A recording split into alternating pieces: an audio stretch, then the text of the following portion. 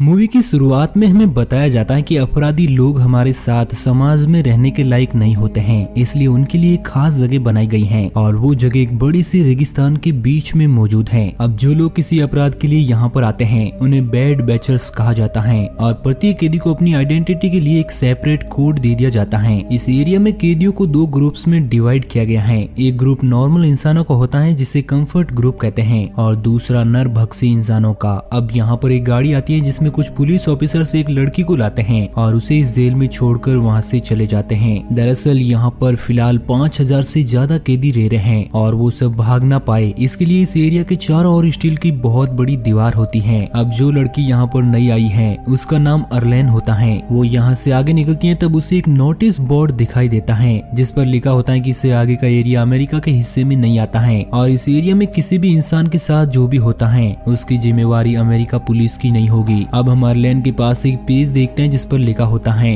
Find the dream find the comfort. इस line में comfort वो जगह होती है जहाँ पर सभी बैड बैचर्स रहते हैं। अब अर्लेन आगे की ओर निकल जाती है जहाँ पर उसे एक कार दिखाई देती है जो कि पूरी तरह से खराब होती है। अब अर्लेन कुछ देर आराम करने के लिए उसमें बैठ जाती है। तभी हम देखते हैं कि एक गाड़ी उसकी ओर आ रही होती है, लेकिन जब अर्नेल को इसके बारे में पता चलता है तब तक बहुत देर हो जाती है और वो लोग उसे पकड़ लेते हैं। जब उसे होश आता है तो वो खुद को बंधवा पाती है और वो देखती है कि उसे दो लड़कियां किडनैप करके यहाँ पर लाई हैं, जिनमें से एक अब उसके पास आती है और उसका हाथ काटने लगती है और बाद में उसका एक पैर भी काट देती है। दरअसल ये औरतें नरभक्षी ग्रुप की कैदी होती हैं। इन्हें रेगिस्तान में कुछ खाने को नहीं मिलता है इसलिए वो सभी इंसानों को खाना शुरू कर देते हैं। इन कैनिबल की एक स्ट्रॉन्ग टीम होती है जो सभी मिलजुल कर एक साथ काम करते हैं और वहाँ पर बहुत सारे हाथ पैर कटे हुए लोग होते हैं जिनको इन कैनिबल्स ने बंदी बना लिया है। जब भी उन्हें भूख लगती है वो उन्हीं प्रिजनर्स में से किसी एक को चूज करके उनके बॉडी पार्ट्स को पकाकर खा लेते हैं और अब अर्लेन भी उन लोगों का शिकार हो चुकी है। अब वो समझ जाते हैं कि बहुत जल्द उसकी पूरी बॉडी नरभक्षियों का शिकार बन जाएगी। जिंदा बचने के लिए यहाँ से भागने के अलावा और कोई दूसरा ऑप्शन नहीं बचता है, लेकिन उसकी इस हालत में भागना भी असंभव होता है क्योंकि वो अपना एक हाथ और पैर खो चुकी है। साथ ही उसे एक रूम में चैन से बांधा गया है। अब उसे एक आइडिया आता है और वो अपना सारा लेटरिन बॉडी पर लगा लेती है। अगले दिन जब एक कैनिबल लेडी उसे चेक करने के लिए आती है तब वो उसे लेटरिन से लथपथ देकर उसे चैन से फ्री कर देती है और उसे साफ करने के लिए बाहर ले जाती है। अब जब वो लेडी पानी लेने के लिए जाती है तो अर्लेन वहाँ पर पड़ी एक रोड को छिपा लेती है और जब वो कैनिबल लेडी वापस आकर उसे क्लीन करने लगती है तो मौका पाकर अर्लेन उस पर रोड से वार कर देती है जिससे वो नीचे गिर जाती है और इसके बाद अर्लेन उस पर बार बार रोड पटकती है जिससे वो लेडी मारी जाती है। अब अर्लेन रेंगते हुए वहाँ से भागने की कोशिश करती है और तभी उसे वहीं पर पड़ा एक स्केटिंग बोर्ड दिखता है जिसकी मदद से वो भागने की कोशिश करती है। दरअसल वो एक बहुत बड़ा रेगिस्तानी इलाका होता है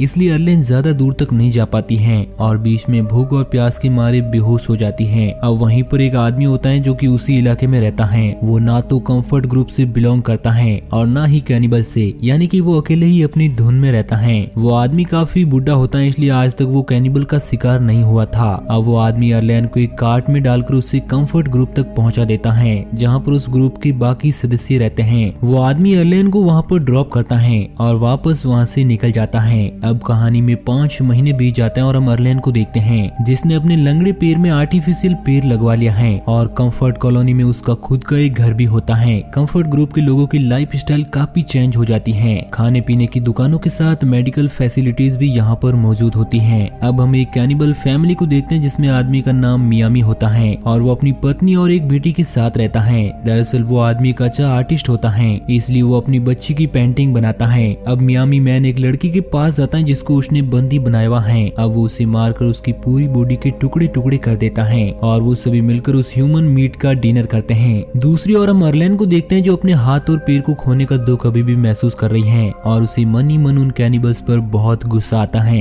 क्योंकि उन्हीं की वजह से उसकी ये हालत हुई है। नेक्स्ट डे हम देखते हैं कि अर्लेन अपनी गन लोड करती है और उन कैनिबल से बदला लेने के लिए वहाँ पर बने एक हिडन डोर से निकल जाती है। दूसरी ओर मियामी मैन की वाइफ कुछ सामान लेने के बारे में सोचती है इसलिए वो अपनी बच्ची को भी साथ ले लेती है। वो दोनों माँ बेटी पुराने सामान से कुछ झंकी चीजें ढूंढ रही होती हैं। तभी अर्लेन दूर से ही उन्हें देख लेती है इसलिए वो उनके पास आकर मियामी मैन की वाइफ पर गन तान देती है क्योंकि उसे पता चल जाता है कि वो एक कैनिबल है। अब वो कैनिबल लेडी अर्लेन से बहुत रिक्वेस्ट करती है और कहती है कि मैंने तुम्हारा कुछ नहीं बिगाड़ा है, प्लीज हमें जाने दीजिए। मगर अर्लेन कहती है कि मैंने भी तुम कैनिबल लोगों से बहुत रिक्वेस्ट की लेकिन उन्होंने मेरा हाथ और पैर काट दिया, इसलिए मैं तुम्हें नहीं जाने दे सकती। और यह कहकर वो उसे शूट कर देती है। लेकिन उसकी बेटी को कुछ भी समझ नहीं आता है कि मेरी माँ के साथ क्या हुआ है, क्योंकि वो अभी नादान होती है। और इस चीज को देखकर अर्लेन को उस पर तरस आता है और वो उस बच्ची को अपने साथ लेने का फैसला करती है। अब वो दोनों कंफर्ट ग्रुप की ओर निकल जाती है, जहाँ पर रास्ते में वो अकेला आदमी उन दोनों को देख लेता है। अब एक शॉप पर उस छोटी बच्ची को एक रिबिट पसंद आ जाता है, इसलिए अर्लेन उसके लिए वो रिबिट खरीदती है और उसे अपने साथ घर ले जाती है। दूसरी ओर शाम होने वाली होती है, लेकिन अभी तक मियामी की वाइफ और बेटी घर पर नहीं लौटती है, इसलिए उसे उनकी फिक्र होने लगती है और वो उनकी तलाश में उस कचरे के ढेर तक पहुंच जाता है, जहाँ पर वो देखता है कि उसकी मरी हुई बीवी को कौवे खा रहे हैं और उसकी बेटी वहाँ पर नहीं होती है। तभी उसकी नजर उस अकेले आदमी पर पड़ती है जो उस कचरे में कुछ ढूंढ रहा होता है। मियामी उसके पास जाता है और अपनी बेटी का स्केच दिखाकर पूछता है कि क्या तुमने इसे देखा। तब वो आदमी बताने के लिए मान जाता है, लेकिन अपनी एक शर्त रखता है और कहता है कि पहले तुम्हें मेरा भी एक स्केच बनाना पड़ेगा।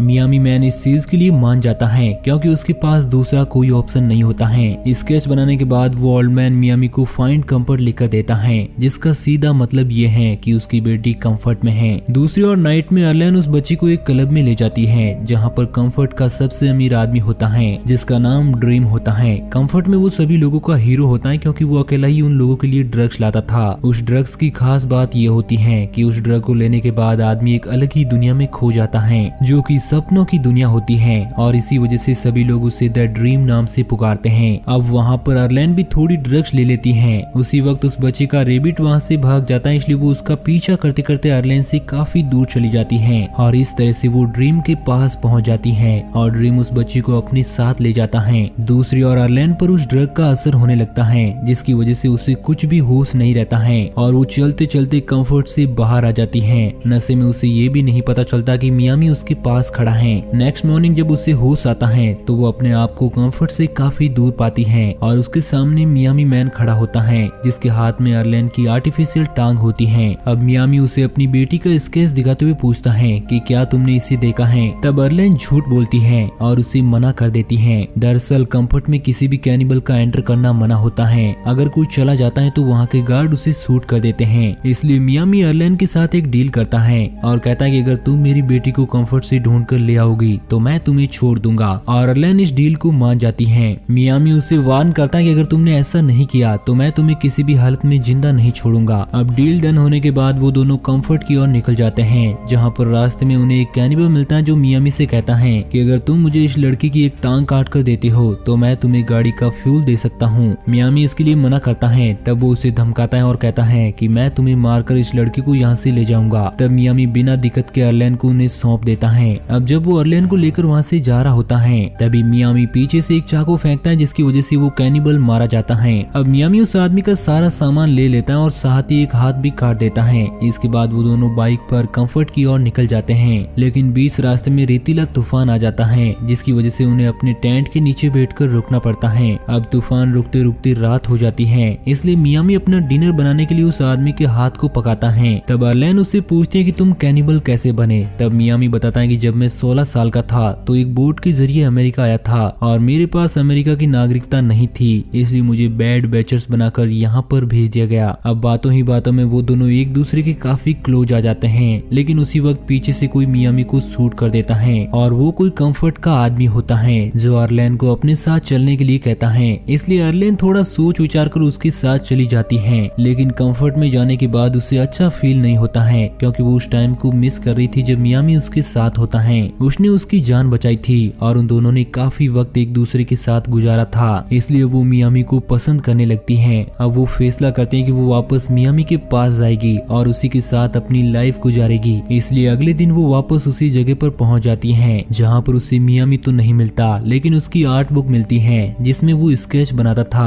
अब वो उसे उठाती है और वापस कंफर्ट की ओर निकल जाती है। अब हम उस ओल्ड आदमी को देखते हैं जो कि डेजर्ट में अकेला बैठा है। तभी उसे कुछ दूरी पर कौवे उड़ते हुए नजर आते हैं और इस चीज से वो समझ जाता है कि वहाँ पर जरूर कुछ गड़बड़ है। जब वो वहाँ पर जाता है तो देखता है कि मियामी वहाँ पर बेहोश पड़ा है। अब वो एक कौवे को पकड़ता है और उसे मियामी को खिलाता है और उसकी हेल्प करता है। दूसरी ओर अर्लेन उस स्केच बुक को देख रही होती है जिसमें बहुत सारी पेंटिंग बनी हुई थी। तभी उसे उसकी बेटी का स्केच भी मिलता है, जिसे देखकर अर्लेन फैसला करती है कि वो किसी भी हालत में मियामी की बेटी को ढूंढेगी और अगले दिन वो उसके स्केच को लेकर हर शॉप पर जाकर उसके बारे में पूछती हैं, मगर कोई भी उसको नहीं पहचानता है। इसलिए थक हार कर अर्लेन वहाँ पर बैठ जाती है। तभी वो मियामी की बेटी को देखती है जो कि ड्रीम के घर से निकलने वाली औरतों के साथ होती हैं। अब हमें यहाँ पर पता चलता है कि ड्रीम का कोई भी बच्चा नहीं है, इसलिए वो मियामी की बेटी को अडॉप्ट कर लेता है। इस तरह अर्लेन को ये तो पता चल जाता है कि मियामी की बेटी कहाँ पर है, मगर वो उसे कभी वापस नहीं ला सकती क्योंकि ड्रीम इस ग्रुप का सबसे पावरफुल लीडर होता है। अब अर्लेन को एक आइडिया आता है, इसलिए वो ड्रीम के घर पर जाती है जहाँ पर बहुत सारी औरतें ड्रग बना रही थी और ड्रीम बताता है कि मेरा सब कुछ इसी ड्रग बिजनेस में है। तब अर्लेन उससे कहती है कि मैं भी इन औरतों की तरह यहाँ पर काम करना चाहती हूँ और इस बात के लिए ड्रीम हामी भर देता है।